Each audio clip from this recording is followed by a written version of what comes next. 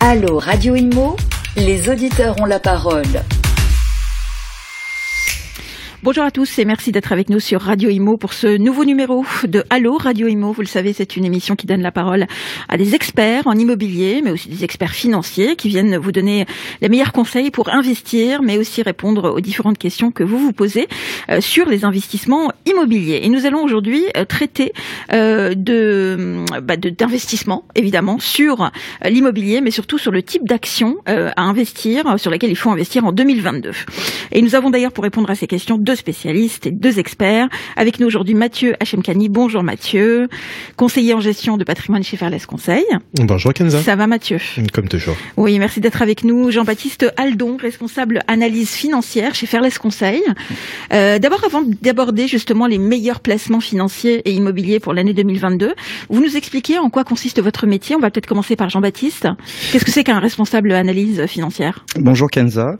Pour ma part, en tant que responsable analyse financière pour le cabinet Fairless Conseil, je m'occupe principalement de la partie finance, donc bourse, donc via les comptes titres, PEA, assurance vie, plan d'épargne retraite. C'est plutôt pour nos clients qui souhaitent préparer leur avenir via la bourse. Et ça touche tout le monde, toutes les générations? De plus en plus, ouais. Oui. De plus en plus. Vous regarderez les statistiques, il y a de plus en plus de nouveaux entrants sur les marchés financiers. Il y a une dizaine d'années, ça baissait un petit peu, et maintenant, il y a un regain d'intérêt pour les investisseurs pour la finance. Il faut avoir beaucoup d'argent, Jean-Baptiste, pour investir sur des actions financières? Alors, je parlerai pas pour les autres cabinets, mais nous, on s'occupe de clients qui ont envie, qui ont du potentiel, et qui n'ont pas peur d'investir. On n'a pas de critères particuliers là-dessus. On est ouvert à tout type de clientèle. Très bien. Donc, on peut être un petit investisseur et un gros investisseur, en fait. Tout à fait. D'accord. Mathieu, vous nous rappelez votre métier, que vous aimez d'ailleurs, que vous faites par passion? Ah bah oui, de toute façon, je vois pas comment on pourrait faire ce métier autre que par passion, c'est un mélange de plusieurs métiers au final, puisqu'on a du droit, de la comptabilité, aussi un peu de la finance forcément et de l'immobilier. Donc le métier de conseiller en gestion de patrimoine, il y a le mot conseil qui est dedans, donc c'est très facile. Et conseiller la gestion de patrimoine, les gens s'imaginent du coup que c'est forcément que pour des personnes qui ont un patrimoine important, mais en fait un patrimoine c'est aussi un passif, c'est-à-dire un crédit. Ça peut être aussi simplement des liens de famille, comment on peut protéger, donc ça touche à tout le monde en fait. Et ça arrive de suivre une famille de génération en génération? Ah, ça c'est notre spécialité, c'est notre éclate, c'est notre plaisir à nous. C'est sûr. C'est vraiment ce qu'il y a de plus émouvant presque pour nous, c'est quand on a du coup des clients qui nous annoncent qu'ils ont des enfants et qu'on va commencer à optimiser cette partie-là aussi, c'est juste génial. Alors, c'est bien quand il y a des mariages, mais quand il y a des divorces aussi, il faut gérer, hein. Pour l'instant, on touche du bois, on n'a eu aucun divorce. C'est magnifique, hein. Aucun divorce, aucune séparation, rien du tout. Magnifique. Donc, c'est l'argent qui les laisse Alors, je sais pas si c'est l'argent ou si c'est nos conseils qui font que ils ne veulent peut-être pas divorcer. J'en sais strictement rien. Mais en tout cas, on est heureux, on est un peu dans le monde de business chez nous, donc c'est cool. Tant mieux. Alors juste une question quand même importante avec vous, Jean-Baptiste. On va peut-être faire un point pour parler d'économie et de finance, évidemment, puisque c'est votre secteur. C'est quoi la situation économique et sociale en France aujourd'hui? C'est un petit peu particulier, c'est-à-dire qu'il y a vraiment un gap, et c'est ce que les gens un petit peu ont du mal à comprendre. Il y a un peu un gap entre la situation sociale en France et la bourse. La bourse se porte très très bien. On y reviendra un peu plus en détail, mais les banques centrales ont inondé tellement les marchés financiers de flux pour aider à soutenir les économies et les entreprises pendant le Covid. Donc c'est vrai que la bourse pourrait nous donner l'impression qu'on est dans un monde idéal, alors que la réalité sociale est bien différente avec la rentrée en septembre qui nous attend avec de nombreuses choses intéressantes comme la réforme des retraites, l'assurance maladie, du chômage, etc. Donc oui, effectivement, il y a cette petite différence entre les deux. Maintenant, la bourse, la finance code toujours le futur. C'est-à-dire qu'on a la bourse, si vous regardez la bourse, elle a toujours 2 ans d'avance sur la réalité. Donc ça voudrait dire qu'on se projette dans un monde qui va être plutôt optimiste si on suit les marchés financiers. Comment vous expliquez ce décalage, Jean-Baptiste, entre la réalité et ce qui se passe vraiment? Oui, comme je vous dis déjà, il y a cette notion de futur. La bourse ne code jamais le temps réel, c'est-à-dire qu'on se projette sur 1, 2, 3 ans minimum. Oui, c'est de la spéculation. Donc voilà. Elle a toujours un temps d'avance en théorie sur la réalité. Maintenant, après, d'un point de vue purement technique, les banques centrales, que ce soit la Fed aux États-Unis ou la Banque centrale européenne en Europe, a largement soutenu les économies et les entreprises via on va dire vulgairement parlant, la planche à billets. D'accord. Donc il y a cette petite différence là. Après, nous on n'est pas spécialement inquiets pour le futur. Maintenant, après, on est tous dépendants de la situation sanitaire. On attend que ça s'améliore, mais si on suit les analystes, théoriquement, on a un grand rayon de soleil devant nous. Alors après, c'est vrai qu'il y a par exemple plein de gens qui ont investi dans des actions en bourse avant l'arrivée de la pandémie, sur des actions dont on ne s'imaginait pas que ça allait exploser. On a entendu parler de l'explosion de la bourse, de ce qui se passe sur les laboratoires, par exemple, médicaux. Sur Netflix, par exemple, il y a eu plein de choses comme ça. Est-ce que finalement, investir en bourse, c'est pas être visionnaire aussi un peu? C'est pas prendre de l'avance sur les autres? Non, investir en bourse, c'est avoir une vision, c'est avoir des idées auxquelles on se tient et surtout savoir s'adapter. Netflix, par exemple, a cartonné en bourse ces 2 dernières années, ça a explosé. Là, récemment, ils ont fait une publication un tout petit peu décevante, ça a perdu grosso modo 30%, je crois, 20, 25, 30. Ouais, il me semble, à un moment donné, ça a perdu même 40% pour un petit retour, à la réalité. C'est peut-être parce que les gens sont revenus au bureau aussi, hein. C'est peut-être ça aussi, non? Non, c'était pas spécialement lié à ça. En fait, c'est simplement le télétravail n'a pas changé la donne à ce niveau-là. Non, c'est pas vraiment sur ça. C'est plus sur le fait. Il y a une grosse concurrence dans le streaming. Il y a une grosse concurrence, c'est qu'en fait, on peut pas dépasser plus de nombre d'abonnés qu'il y a de nombre de populations dans le monde. Donc au bout d'un moment, ça stagne un petit peu, mais ça a tellement évolué à la hausse que bon. Oui, je pense qu'un investisseur Netflix aujourd'hui qui a investi il y a 2-3 ans est extrêmement satisfait malgré la petite baisse actuelle. Et puis il y a plein de valeurs. Quand vous dites extrêmement satisfait, c'est qu'il est riche ou il est pas riche? C'est-à-dire qu'il a pu facilement presque pas loin de doubler son capital, mais sur 3 ans, oui, on n'en est pas loin. C'est pas mal. Oui, c'est pas mal. Il y a des gens qui se sont enrichis grâce à la bourse durant le Covid. Bien sûr. En fait, pendant cette période, ce qu'on a pu noter, c'est que beaucoup de personnes se sont lancées dans l'immobilier, mais beaucoup plus en fait dans le financier, parce qu'ils se sont dit non mais c'est Black Friday en ce moment, il y a tout qui est à moins 60%. Je me dis je peux acheter n'importe quoi, allez c'est parti quoi. Oui, il y a eu des chiffres impressionnants. Pratiquement les 3 semaines qui ont suivi l'arrivée du Covid en France, on a vu énormément, mais presque par dizaines voire centaines de milliers de nouveaux investisseurs qui ont su profiter justement de ce pic de marché et qui aujourd'hui, comme les marchés sont revenus à des niveaux beaucoup plus hauts qu'avant la crise Covid, ce qui peut paraître un peu paradoxal comme on disait, il y en a plein qui du coup on peut penser qu'ils vont perdurer sur ce type de placement. Pour gérer certains patrimoines, justement, Mathieu, est-ce que vous conseillez certains de vos clients d'investir sur les marchés financiers, voire d'investir en bourse? Alors disons qu'idéalement il faut toujours avoir un patrimoine équilibré. Si on n'a que de l'immobilier, c'est dangereux. Si on n'a que du financier, c'est dangereux. Dans le monde des bisounours, il faut avoir 50-50 dans l'idéal. Après, ça va dépendre en fait de la typologie de la personne, puisque en fait il n'y a pas que les personnes physiques qui peuvent investir, il y a aussi les sociétés. Mais si je reste sur Monsieur et Madame tout le monde, il faut avoir conscience aussi que investir sur les marchés, c'est pas comme un livret A. On peut perdre beaucoup, on peut même perdre tout. C'est tout à fait possible. Il y a des actions qui ont perdu 95% de leur valeur. C'est pas neutre. Donc il faut avoir cette conscience de notion de risque et de temps. Voilà. Oui, c'est ça, prendre son temps et faire les bons choix. Exact. Et être accompagné surtout par des professionnels comme vous pour faire les bons choix, justement, surtout pour 2022, parce qu'a priori, il y a des nouvelles choses, des perspectives financières et aussi en matière de patrimoine, puisque certains nombreux de nos auditeurs se posent la question justement sur quoi il est intéressant d'investir pour 2022. Alors justement, Mathieu, est-ce que il y a des produits plus que d'autres qui sont intéressants, sur lesquels il faut investir? Ok, je vois le sens de la question. En tout cas, pour commencer. En gros, c'est souvent la question. Ok, j'ai très envie d'aller sur les marchés financiers, mais je fais comment en fait? Je vais chez mon banquier, je vais aller investir sur le marché financier. On sait pas vraiment comment. Donc en fait, il y a plusieurs solutions possibles. On peut aller sur une assurance vie, on peut aller sur un PEA, un compte titre. Généralement, ça parle pas forcément aux gens, mais on va regarder du coup la fiscalité. Et là, les gens disent si je vais sur le PEA, je suis exonéré de plus-value si je le garde depuis 5 ans, enfin plus de 5 ans. PEA, c'est plan épargne en action. On est là, d'accord. Donc c'est la possibilité d'investir dans des actions.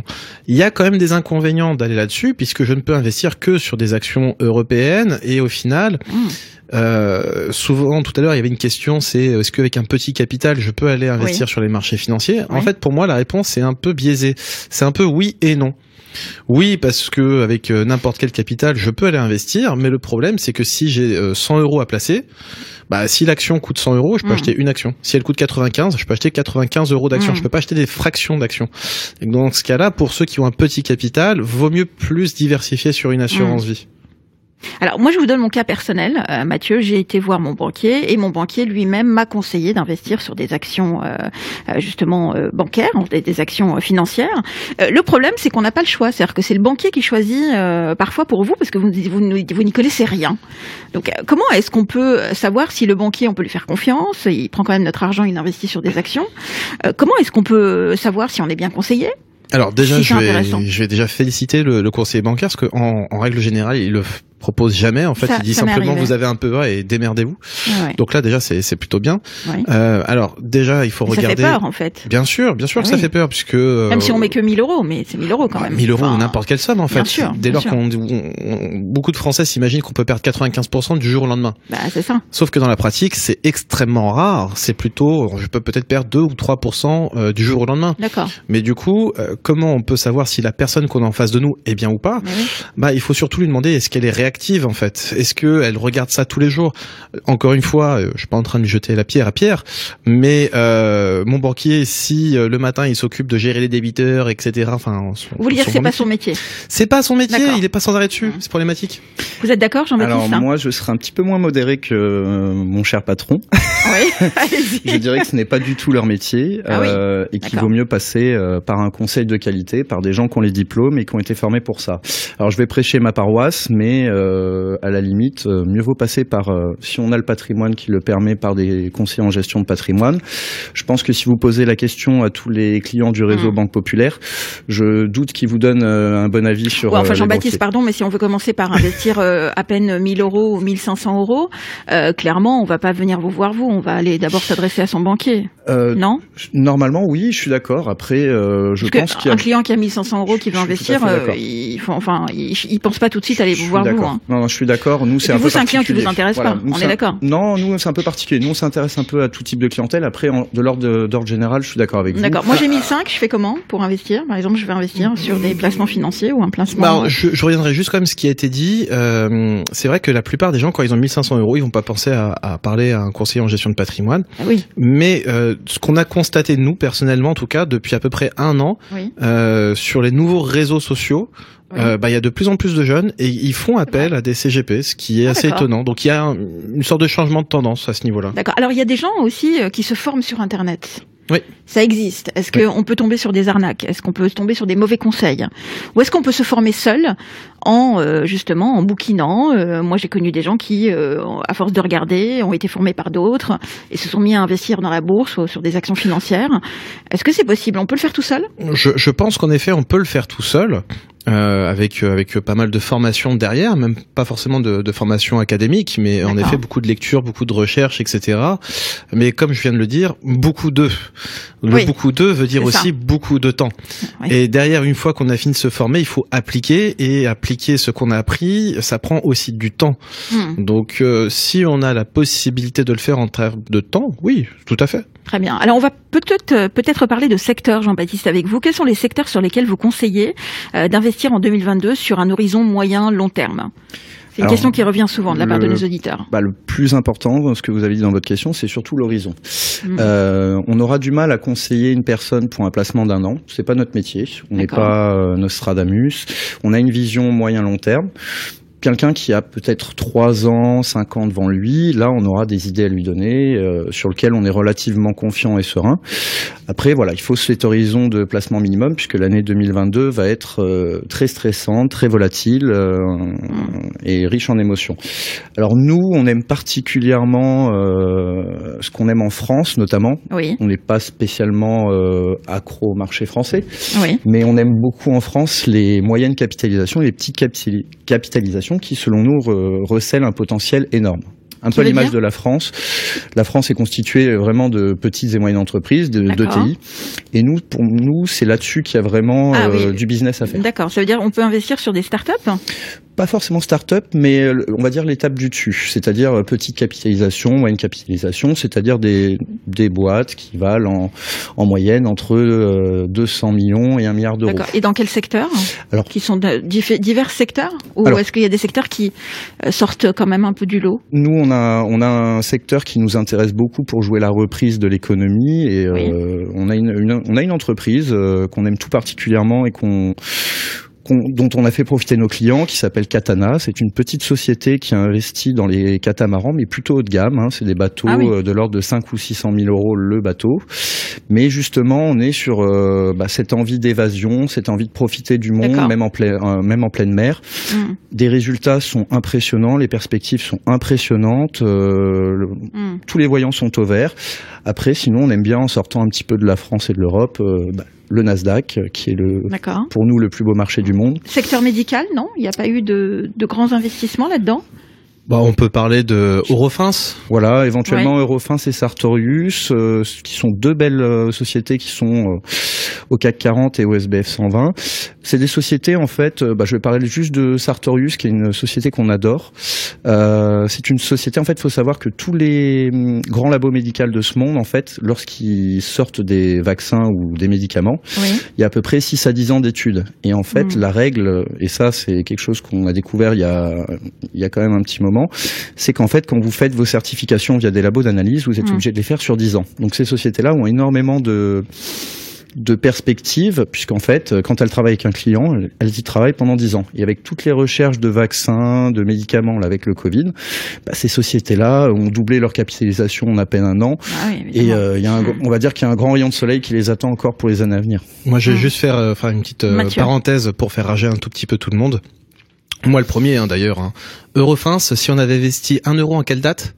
Alors, Eurofins... Oh là là, je sens que ça va me faire mal. Oui. Même nous, ça nous a fait mal, parce que j'avais 8 ans, je crois, quand elle a été créée, cette société. Ne dites pas qu'on passe de 1 euro à 1 million. Non, pour 1000 euros, le directeur général, qui a été le créateur de la boîte et qui en est toujours le directeur général, a sorti un chiffre qui a été assez affolant. Pour 1000 euros d'investis il y a 24 ans, je crois, 24 ou 26 ans, j'ai plus le chiffre exact. Aujourd'hui, vous seriez à 1 million d'euros. C'est fou. C'est dingue. Mais alors, est-ce que les gens, il y a 24 ans, qui ont investi étaient des gens comme vous et moi ? Enfin, pardon, comme moi. Non, mais je veux dire, est-ce que c'est des gens qui s'y connaissaient quand même un minimum, ou est-ce qu'ils ont un peu, comment vous dire, c'est comme jouer au loto, quoi. Ils se sont dit, tiens, je vais mettre un peu d'argent là-dessus. C'est possible qu'il y ait eu ce cas-là, parce qu'en fait, à l'époque, c'est ce qu'on appelait une penny stock, c'est-à-dire des actions qui cotaient moins d'1 euro, etc. Donc il y a des gens qui y vont comme ça. Après, ce qu'il faut savoir, c'est que Eurofins, c'est une belle histoire nantaise. C'était longtemps à un cours très faible. D'accord. Ça a vraiment monté. Non, mais ça, c'est une success story qui n'est pas non plus. C'est exceptionnel. On est d'accord. C'est pas non plus quelque chose de on peut voir même l'effet inverse Europcar que tout le monde connaît. Oui. Le cours de l'action actuellement, où je vous parle, je pense qu'on doit être à 0,50 centimes. Et qu'est-ce qui explique ça ? Est-ce qu'il y a une explication particulière ou pas ? Il y a quelques explications en effet, Jean-Baptiste. On peut ou non, mais c'est intéressant de connaître quand même étant le moins modéré de nous deux, je dirais qu'il y a une part de mauvais... T'as trouvé mieux que toi. Disons qu'ils ont subi la crise de plein fouet. C'est sûr que faire des véhicules de location en plein Covid, c'est un peu compliqué quand on n'est pas censé sortir de chez soi. Il y a une part de mauvaise gestion aussi également. C'est pas forcément des business, on parlera d'autres business après, mais c'est pas forcément des business très sexy déjà en temps normal. Il n'y a pas des marge énorme. C'est pas là-dessus qu'on conseillerait n'importe lequel de nos investisseurs. Très bien. Jean-Baptiste, on a une question d'un auditeur qui nous pose la question suivante. Étant donné la situation sanitaire dans laquelle nous sommes, est-ce que vous pensez que ce soit le bon moment pour investir ? Oui. Tout à fait. Moi, je pense qu'il n'y a pas de mauvais moment pour investir. Dans le sens, il suffit de savoir cerner un petit peu les actions qui ont du potentiel. Moi, comme je vous dis, je me tiens à l'écart des grosses valeurs actuellement qui sont très volatiles, et je reste persuadé que la richesse de la France, en tout cas d'un point de vue boursier, sont les petites et moyennes capitalisations. Et là, des exemples comme Katana, on en a peut-être 5 ou 6, et on est relativement serein, quoi qu'il se passe. On sait qu'à la fin de l'année, on aura le sourire aux lèvres. Mathieu, en matière immobilière, quelles sont pour vous les meilleures actions en tout cas sur lesquels il faut investir, ou les meilleurs en tout cas projets immobiliers? Alors, disons qu'il y a, à mon sens, 3 possibilités. Il y a la possibilité de prendre le risque, donc c'est d'aller dans des actions qui sont immobilières. On peut penser à Clépierre, on peut penser à Unibail aussi, qui actuellement sont un cours assez bas et qui ont potentiellement un gain d'espérance d'ici 1 ou 2 ans. D'accord. Mais pas avant. Après, on peut aller sinon sur ce qu'on appelle des OPCI. Donc ça ressemble un peu à des SCPI qui donc investissent sur de l'immobilier, mélangé avec du financier. Donc c'est un peu l'accord des deux. Sauf que c'est un petit peu trouble au niveau des actions. On ne sait pas vraiment sur quelle action on investit. Donc D'accord. c'est un peu trouble. Et si on souhaite avoir la sécurité au final et un rendement correct, les valeurs sûres de l'immobilier entre guillemets, ça reste toujours la location meublée, professionnelle ou non professionnelle, et sinon aussi la SCPI si on veut pas s'occuper de la gestion, etc. Oui, effectivement. Est-ce que plus on place de l'argent et plus on gagne, ou ça ne veut rien dire? Ça ne veut strictement rien dire, D'accord. mais c'est vrai que la question nous arrive souvent, c'est si je mets 1000 euros et c'est mieux que je mette 10 000, j'y gagnerai plus. En fait, 20% de 1000, c'est toujours 20% de 10 000, c'est exactement pareil. Ça ne change strictement rien. C'est juste qu'on a la perception de penser qu'on gagne plus, mais 20%, c'est toujours 20% en fait. Très bien. Jean-Baptiste, une autre question de la part d'un de nos auditeurs. L'immobilier semble se porter à merveille étant donné le contexte actuel. Est-ce qu'on peut investir dans n'importe quel actif immobilier ou faut-il en privilégier certains? Alors nous on adore l'immobilier, même si moi je suis plutôt en charge du financier. Je reprendrai vraiment ce qu'a dit Mathieu. Pour moi, on va dire la personne qui n'a pas spécialement de connaissances en immobilier devrait déjà commencer à envisager la location meublée non professionnelle. Oui. En termes de fiscalité, il existe rien de mieux en France. Et tant que ça tient, que les règles ne changent pas du point de vue de la législation, il faut en profiter. Après, un actif qu'on adore énormément, qu'on commercialise beaucoup avec nos clients, les SCPI. Pas de problème de gestion, les aléas sont gérés par des professionnels et puis on arrive surtout à des rentabilités qui sont, j'ai envie de dire, un petit peu démentielles dans l'immobilier par rapport au commun des mortels. C'est-à-dire qu'on peut facilement avoir du 4 à 10% selon les montages, selon, entre guillemets, le taux de risque qu'on a à prendre. Mais l'immobilier, de toute façon, se portera, j'ai envie de dire, systématiquement bien, même s'il peut y avoir un petit crack tous les 15 ans. C'est toujours intéressant d'investir, vous voulez dire? Ouais, parce que de toute façon, il y a une crise du logement en France depuis la Seconde Guerre mondiale, depuis les 30 Glorieuses. Ça ne changera pas. On ne construit pas assez d'habitations par rapport à la demande. Donc, structurellement, les prix seront toujours tendus à la hausse. Et même, comme je vous dis, si on a un petit crack immobilier qu'on perd 15% une fois tous les 15 ans, quand on voit les augmentations dans les grandes villes, l'immobilier, on peut être relativement serein. Après, l'immobilier, voilà. Il faut savoir choisir le bon domaine, c'est-à-dire qu'on privilégie le meublé. Après, il y a aussi un truc qui est pas mal, qu'on réserve qu'à une clientèle qui a la possibilité de le faire financièrement et fiscalement aussi parlant. Oui. C'est acheter la nue propriété d'un bien immobilier. Ah oui, il paraît que c'est tendance, ça. Il paraît que ça marche très bien. Je donne un exemple de Levallois-Perret. Oui. Levallois-Perret, un 45 mètres carrés, donc dans du neuf, on est à 180 000 euros. C'est pas cher. C'est pas cher du tout. L'inconvénient, entre guillemets, majeur, c'est qu'on n'a pas de loyer pendant une durée de 15 ans. On peut pas y vivre pendant 15 ans. D'accord. Mais 15 ans plus tard, jour pour jour, je récupère le bien. D'accord. Si le bien, mettons, il soit de base 300 000, je récupère donc 300 000 euros, la valeur totale de mon bien. D'accord. Et donc, je n'ai fait aucune plus-value d'un point de vue fiscal. C'est-à-dire que si je le revends derrière, pas d'impôt. Niet nada. D'accord, mais ça c'est un super placement, ça. C'est vraiment pas mal. Mais par contre, c'est un placement dont peu de gens déjà connaissent. Et après, il faut aussi ouais. pouvoir y aller, puisque c'est-à-dire pas de revenus. Donc la mensualité de crédit, c'est à 100% qu'elle est prise. Ouais, donc faut être conseillé, parce que c'est vrai que c'est pas un choix facile. La clientèle patrimoniale connaît très bien ce genre de placement. Oui, non, mais c'est sûr. C'est-à-dire qu'entre 50% d'impôts et zéro, ils la connaissent très bien. Bien sûr. Après, c'est un choix. On peut pas avoir le beurre et l'argent du beurre. On est d'accord. Alors, on a une question concernant le livret A. Un auditeur nous dit le livret A vient de passer de 0,5% à 1%. Quelle chance. Qu'est-ce que vous en pensez, Jean-Baptiste Aldon? J'en pense que même il serait passé à 2%, ça ne changeait pas grand-chose en soi, puisque le livret A, je le rappelle, par définition, est juste là pour combler l'inflation. L'inflation étant bien entendu largement au-delà des 1%. Il faut partir du principe que quand vous placez votre argent sur le livret A, vous perdez de l'argent. Même si vous avez un taux d'intérêt de 1%, si les prix augmentent de 5%, votre baguette vous coûtera toujours plus que vous rapporte votre livret A à la fin de l'année. Le livret A, je vais rappeler les fondamentaux qu'on apprend en école de gestion de patrimoine. Ça sert uniquement à couvrir un besoin urgent pour de la disponibilité à tout moment, et on laisse entre 3 et 6 mois de salaire maximum. Le reste, c'est de l'argent perdu. Il faudra pas venir se plaindre si à un moment donné de notre vie, on manque de fonds, si on place tout son argent sur le livret A.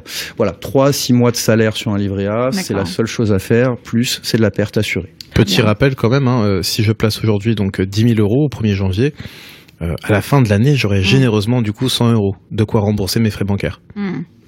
Alors, on a aussi une actualité qui nous amène à parler de la situation de nos aînés. Il y a beaucoup de questions sur ce secteur via les EHPAD, justement. Alors d'abord, quelle analyse on fait sur ce dossier bien précis? C'est-à-dire, est-ce que c'est intéressant d'investir dans un appartement en EHPAD? Je sais pas si on dit un appartement en EHPAD ou on dit dans un EHPAD ou dans un établissement, d'accord?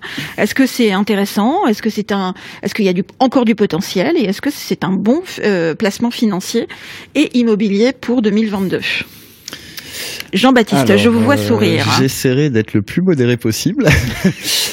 Disons qu'avant le... Il est beaucoup plus dangereux que vous, en fait. On aime bien être cash chez nous. Il n'y a pas de langue de bois. On fait pas perdre de temps à nos clients. Mais au moins, vous êtes cash. Vous vous dites ça marche ou ça marche pas. Il n'y a pas besoin de... Avant le scandale Orpea Corian, puisque Corian, ça va arriver là dans quelques jours, et puis on sait qu'il se passe à peu près la même chose, c'est des business qui nous intéressaient pas du tout. D'un point de vue purement financier, là, je vais pas parler d'éthique. C'est des business qui rapportaient peu, c'est des sociétés qui sont surendettées. Avec la hausse des taux, c'est tout ce qu'il ne faut pas investir déjà en théorie. Et pourtant, la population est vieillissante. On a besoin de ce genre d'établissement. J'ai envie de dire, il y a un business, mais pas en bourse. C'est-à-dire que, déjà, moi, d'un point de vue éthique, et pourtant, je suis financier, donc on pourrait penser qu'on n'a pas beaucoup d'éthique, peut-être. Mais d'un point de vue purement financier, déjà, c'était pas intéressant. Et d'un point de vue éthique, c'est quelque chose avec lequel j'ai du mal, surtout après les choses qu'on a apprises récemment. Maintenant, j'ai envie de dire non, ce n'est pas un bon conseil d'investissement, même si l'action a énormément chuté. Il y a beaucoup mieux à faire. Oui, et puis même d'un point de vue purement immobilier, est-ce que ça vaut le coup pas d'investir dans un EHPAD?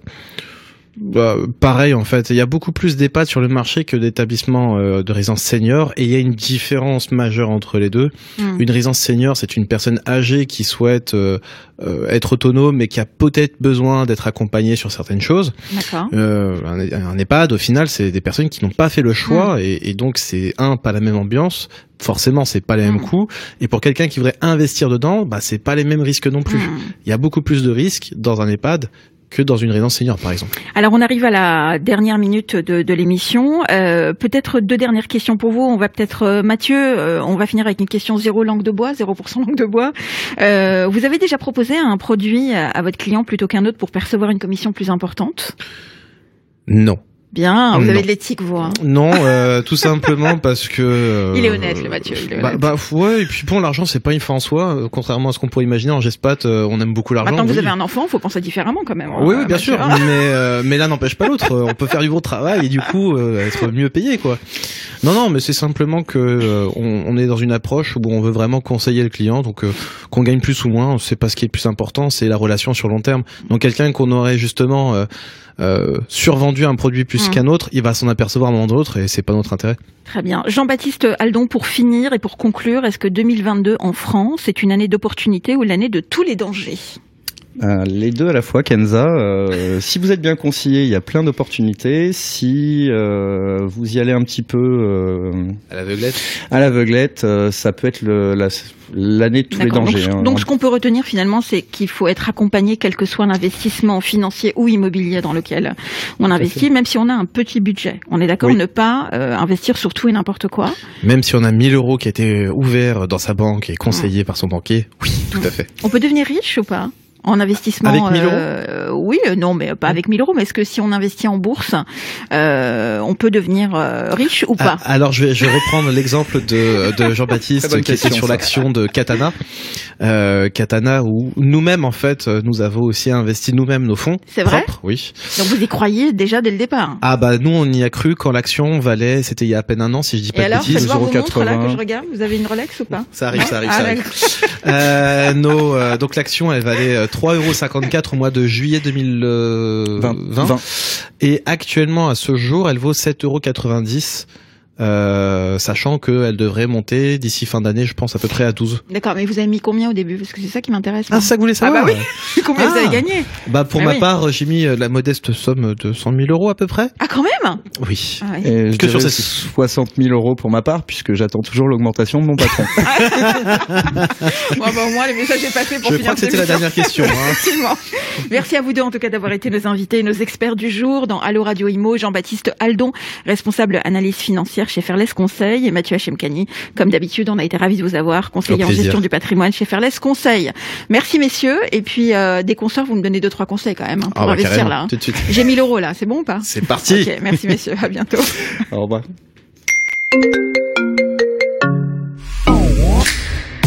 Allo Radio Imo, posez vos questions à nos experts sur les réseaux sociaux, à réécouter et à télécharger sur le site radio.imo et sur toutes vos plateformes d'écoute habituelles.